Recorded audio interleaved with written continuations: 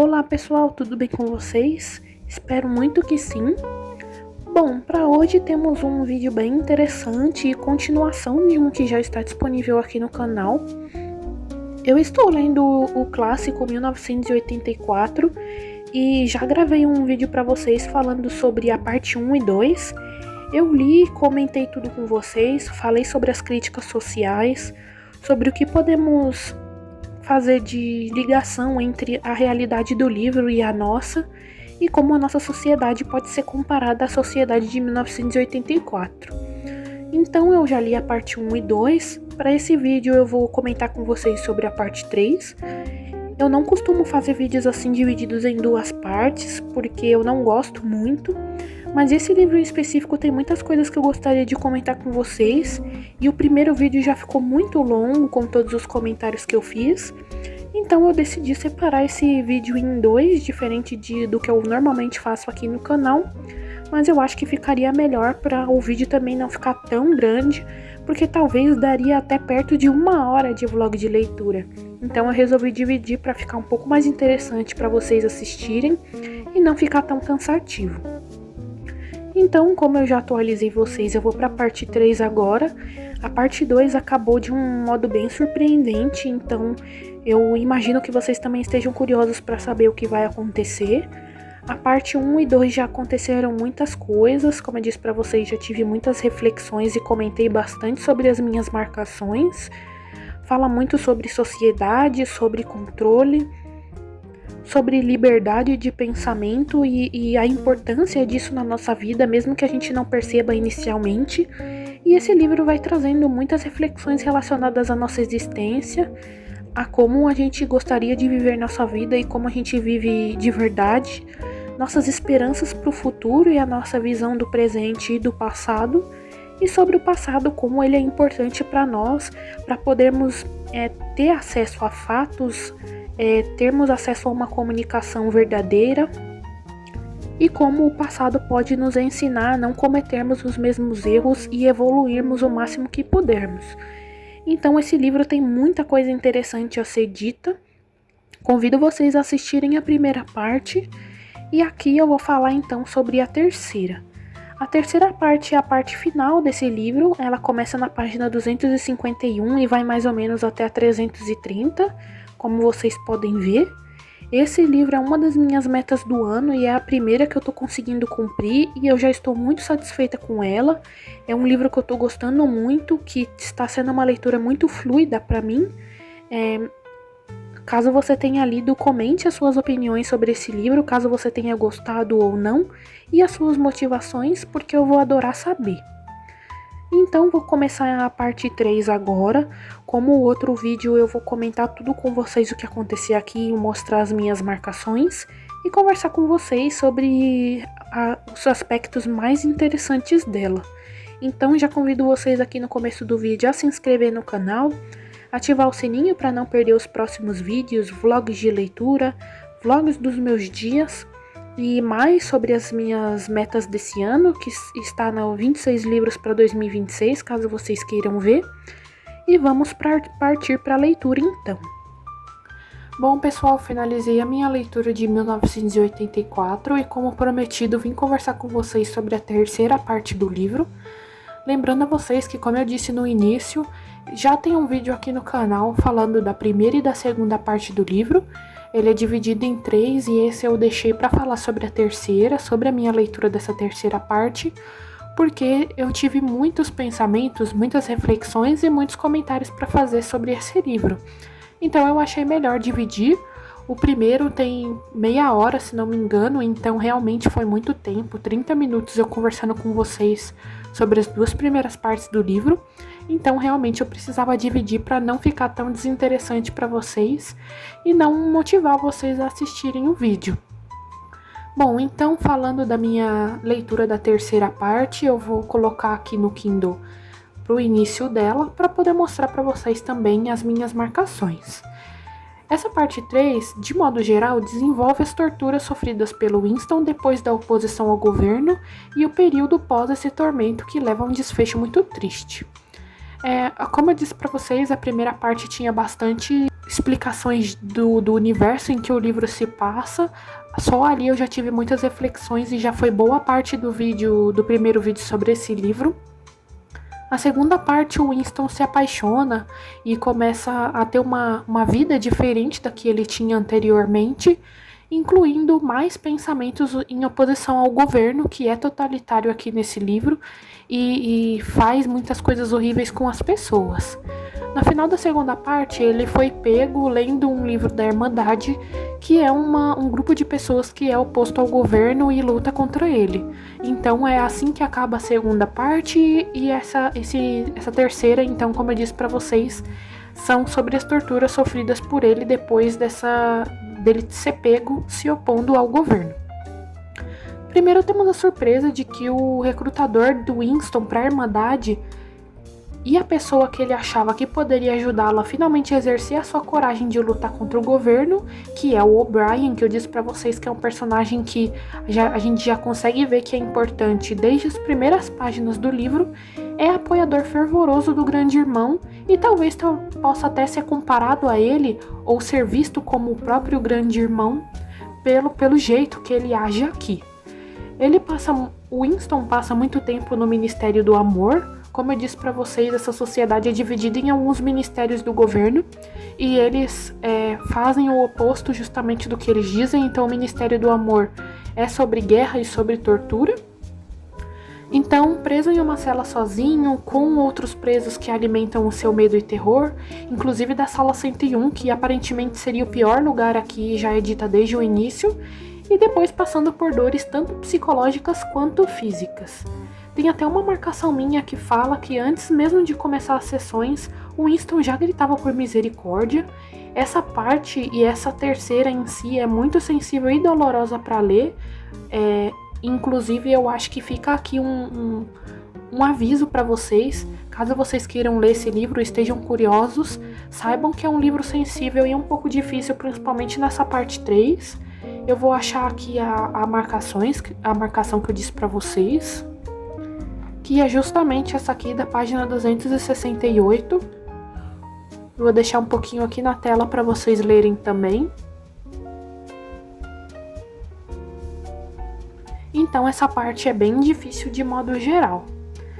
O Winston conta os seus segredos, admite que fez coisas que nem fez, tudo para parar com aquilo, e o O'Brien diz que a submissão é o preço da sanidade. Essa frase também é muito interessante aqui nesse livro, tanto na sociedade distópica que trata aqui, quanto na nossa própria sociedade.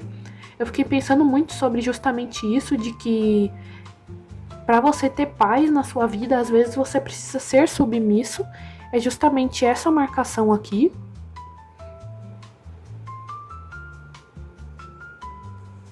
E o O'Brien sempre fala coisas assim bem sensíveis pro Winston, querendo, na mente doentia dele, ensinar o Winston a ser uma pessoa melhor. Inclusive, em uma dessas cenas de tortura, a gente tem uma fala bem marcante do Winston sobre 2 mais 2 ser 5. É justamente sobre essa questão da liberdade de pensamento que eu conversei tanto com vocês, tanto nesse vídeo aqui, quanto no vídeo anterior. Esse livro fala muito sobre o que é ser livre de verdade, como você vive essa liberdade. E o Winston diz que ser livre é poder dizer que 2 mais 2 são 4, ou seja, você ter uma linha de pensamento, uma linha de raciocínio e poder falar sobre ela, ser livre para expressar ela do seu jeito. Mas aqui nessa sociedade ele é obrigado a dizer o que o governo quer que ele diga, mesmo que ele saiba que aquilo é errado, mesmo que ele saiba que aquilo é irreal. Então, essa frase entre aspas de 2 mais 2 ser 5 é muito marcante aqui nesse livro. Inclusive, eu vi que, se não me engano, vai ter um filme ou um documentário sobre isso, sobre o George Orwell em si, e o título vai ser 2 mais 2 é 5. Me corrijam caso eu esteja errada, mas se não me engano é um filme. E eu fiquei bem curiosa sobre isso, justamente por eu estar fazendo essa leitura agora em janeiro. E eu tô bem curiosa para ver do que se trata, porque, como eu disse para vocês, é uma parte bem marcante. Ele também diz que as pessoas que são levadas ali são para serem conduzidas à cura, que, ao seu ver, é amar o Grande Irmão. É justamente o que eu disse para vocês agora da mente doentia dele. ele quer fazer o Winston entender que as ações do grande irmão são benéficas ao povo e que ele quer o melhor para todos. E é justamente esse ideal que leva ao final muito triste que eu comentei, mas que eu vou falar mais pra frente, eu vou explicar mais pra frente. E isso me fez pensar em vários processos de colonização, por exemplo. Como eu disse para vocês, livros assim, clássicos ou distópicos faz muito a gente fazer ligações do mundo do livro com o nosso mundo real, e nesse aspecto em si eu pensei muito na colonização, em como eles usavam a desculpa de que estavam trazendo a civilização para os povos originários, sendo que o que é civilização de verdade? Agredir, impor, controlar pessoas que são consideradas fracas e ignorantes de alguma forma? Obviamente esse povo não precisava dessa ideia totalmente errada de civilização. E se fôssemos contar com a verdade, deveria ser um processo ao contrário, e obviamente não agressivo como foi. E também usar um falso raciocínio como se aquilo fosse absoluto, mesmo que alguém pense diferente e tenha certeza que tudo é aberto a visões diferentes, que também faz um pouco de parte daquilo que eu falei para vocês de 2 mais 2 ser 5, como esses colonizadores, por exemplo, achavam que aquilo que eles estavam fazendo era certo, mesmo que fosse bárbaro, fosse horrível, as pessoas estivessem sofrendo com isso de várias formas, tanto psicológicas quanto mentais, como aconteceu aqui com o Winston. Então me fez pensar muito sobre isso, sobre a história do nosso país, de outros países, e tudo isso com uma parte desse livro. Então vocês podem ver que o livro inteiro realmente traz muitas reflexões, muitas ideias, e é muito importante e legal eu conversar sobre isso com vocês aqui nesse vídeo. Outra parte interessante aqui desse livro é que o O'Brien diz que ajudou a escrever o livro da Irmandade que o Winston estava lendo. Essa parte é bem intrigante porque me fez pensar que até uma ponta de esperança que surge nos proletas, como é chamado aqui, é uma construção do governo para controlar. Essa parte eu precisei parar um pouco para refletir sobre isso, porque eu achei muito confuso, mas desde o início a gente vê dessa parte que o O'Brien tinha aquele papel de trazer o Winston para a Irmandade, e ao mesmo tempo depois é ele que é o seu torturador e fala que escreveu o livro da Irmandade que é contra o governo, mesmo ele sendo a favor. Então, essas partes confusas também é dita pelo O'Brien como a gente pode controlar, quer dizer, o governo poderia controlar a mente das pessoas, mesmo que implante algumas informações, mesmo que faça você entender uma coisa, pode ser na realidade outra e você ter que todo o tempo estar de acordo com aquilo. Então eu acho que isso também é uma jogada do autor, de confusão, mas ao mesmo tempo de prova de tudo aquilo que está acontecendo no livro. E isso é horrível, e a gente vê que o partido está em completamente tudo, e o nojo que dá do O'Brien por criar tudo isso como eu disse para vocês, uma ponta de esperança para depois acabar com tudo, e você vê que na verdade não tinha esperança nenhuma. E ao mesmo tempo eu pensei, o que é a Irmandade de verdade? Se ela realmente é oposta ao governo, ou se é totalmente uma coisa do governo para limitar as pessoas. Bom, Winston tenta até o fim manter os seus ideais.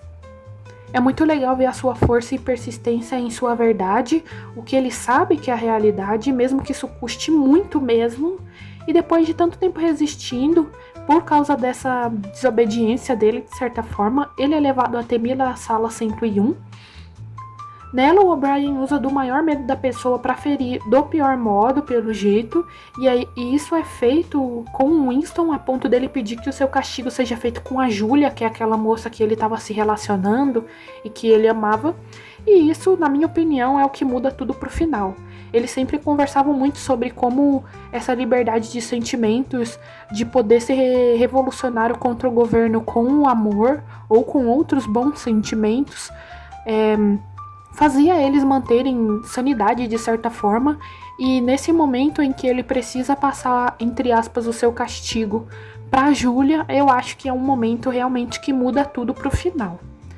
Depois dessa escolha ele é liberto, depois de algumas passagens, e a sua vida muda. Ele até encontra a Julia novamente, mas depois de tanto tempo e principalmente de tanta dor, ainda mais ela e ele sabendo que o castigo que seria infligido por ele passou para ela, não existe mais amor entre eles. E então, como eu expliquei tudo para vocês, vem a cena final que faz o enredo se torne mais profundo, que é a notícia da televisão de que uma nova guerra foi ganha pelo país e pelo grande irmão, e o Winston tem um pensamento bem importante aqui. Essa, no caso, foi a minha última marcação do livro em si, que eu disse para vocês que foi um final triste, porque ele disse que estava tudo bem, a luta estava encerrada, ele tinha conquistado a vitória sobre si mesmo e amava o grande irmão. Eu disse para vocês justamente que era uma parte triste, porque, de certa forma, até a morte dele seria menos dolorosa, porque na morte ele ainda teria a sua mente para si, as suas opiniões para si, a tudo que ele tentou resistir durante a época de tortura que ele passou. Mas aqui, com esse final, a gente percebe que o governo, infelizmente, venceu a luta contra mais uma pessoa nessa sociedade que sofre tanto. O Winston, como eu disse para vocês, desde o início era oposto ao governo, e a gente vê essa construção dele ao longo das páginas, ao longo das partes e do livro. Então a gente espera, eu pelo menos esperei que existisse alguma esperança no final, que fosse ter algum tipo de revolução ou que o Winston fosse vencer de alguma forma, e ver que isso não aconteceu é bem triste. A liberdade dele foi totalmente tirada, e por isso que eu disse pra vocês que eu acredito que a parte em que a tortura dele foi passada pra Julia tenha algo importante nesse final. Porque enquanto ele ainda tinha um amor dentro de si, enquanto ele ainda tinha um pouco de esperança, ele continuava a resistir, mas a partir do momento que isso aconteceu e ele teve o seu pior medo se tornando realidade, ele muda totalmente a sua mente e não consegue mais resistir da forma que ele estava fazendo antes. Então por isso que eu disse que esse livro é triste. Como eu disse pra vocês, se ele tivesse morrido com os seus ideais fortes, seria um final mais bacana pra ele, mas isso não quer dizer que eu não tenha gostado do final. O final é pra causar essa relação mesmo, esses pensamentos, essa sensação na gente de vitória do governo, com todo o enredo que foi criado aqui, toda a trama, o desenvolvimento. Então é um final muito coerente com tudo, na minha opinião. Apesar de ser triste, alguns livros realmente têm esse objetivo de causar esse tipo de sentimento na gente, então eu acredito que esse tenha sido o objetivo do autor aqui. Isso me fez pensar muito de como deve ser o final de A Revolução dos Bichos. Talvez ele também siga mais ou menos o mesmo aspecto desse e tenha um final considerado triste, mas isso eu só vou saber de verdade quando eu puder ler o livro. Com esse livro aqui eu fiquei muito curiosa para ler esse também. Não sei se ele vai superar, porque esse livro é realmente muito bom. Com certeza vai ser um favoritado para mim. Tudo aqui nessa construção do livro foi muito interessante para mim. A primeira parte é a minha favorita por causa da apresentação do mundo e também as reflexões que eu tive, todas as marcações que eu fiz. Mas o livro inteiro em si é muito interessante. Como vocês puderam ver, eu nunca tinha feito isso antes em nenhum livro, de dividir em duas partes. E esse livro eu senti a necessidade de fazer isso. E ainda assim, de certa forma, eu sinto que alguns aspectos eu não consegui desenvolver e conversar com vocês sobre tudo que passou pela minha mente. Mas ainda assim, foram vídeos que eu gostei muito de gravar. Com certeza vai me marcar nesse ano e na minha vida também essa leitura. Espero que vocês tenham gostado de me acompanhar em todos esses comentários e espero muito também que eu tenha incentivado vocês a lerem esse livro. É um clássico realmente atemporal que traz muita curiosidade pra gente, também fortalece o nosso senso crítico, então eu acho que é uma leitura que eu recomendaria para todos, apesar desses temas sensíveis e dessa forma sensível que foi tratado, mas ainda assim é um livro riquíssimo e que com certeza fica a minha indicação e minha recomendação aqui para vocês. Não se esqueçam de assistir o outro vídeo também sobre esse livro, de curtir esse vídeo, de comentar suas opiniões do livro, do canal ou de qualquer outro assunto que você queira comentar, compartilhar o canal com amigos, conhecidos, familiares para a gente crescer mais, alcançar mais pessoas e se inscrever no canal e ativar o sininho para não perder os próximos vídeos, porque ainda vão sair muitos vlogs variados por aqui, vlogs de leitura também, de clássicos, de romances, de fantasias, incluindo os livros que estão na minha meta de 26 livros para 2026, como esse daqui estava. Então vale muito a pena se inscrever no canal e ficar por dentro de tudo. Até breve!